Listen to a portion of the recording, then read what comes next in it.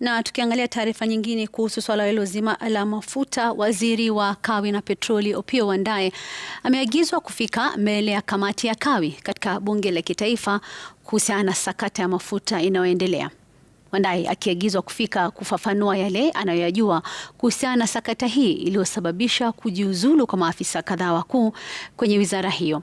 Haya yanajiri huku halmashauri ya kudhibiti bei ya mafuta nchini EPRA ikitishia kubatilisha leseni za kampuni zinazoficha mafuta na kuhakikisha kuwa Kenya bado ina mafuta ya kutosha, kama anavyotuarifu Seth Olale. Shughuli ikiendelea, waziri wa kawi ambaye katibu wake Mohamed Liban tayari amesimamishwa kazi, sasa ametakiwa kufika mbele ya wabunge kujibu maswali. Kamati ya kawi katika bunge la kitaifa ikiongozwa na mbunge David Gikaria inamtaka waziri Wandayi aeleze jinsi mafuta yasiyofikia viwango yaliingizwa nchini. Kamati ya bunge hii, kamati yetu, majukumu yetu kama ilivyo katika standing orders zetu ni kuinquire chochote ambaye kinahusika na mambo kama haya.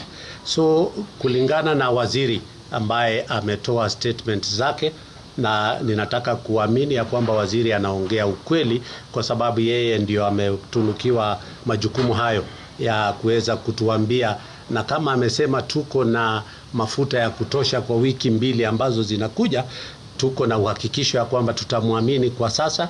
Tayari sakata hii ikiwa imepelekea kuhojiwa kwa watu 20 katika makao makuu ya upelelezi. Haya yakiendelea, kaimu mkurugenzi mkuu wa mamlaka ya EPRA Joseph Okech ameona kampuni za kuuza mafuta nchini dhidi ya kuficha mafuta na kusababisha uhaba wakisubiri kuongeza bei.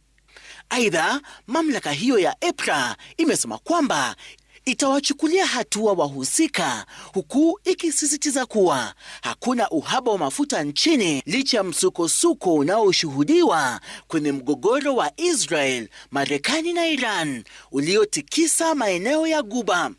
Seth Olale, runinga ya Citizen.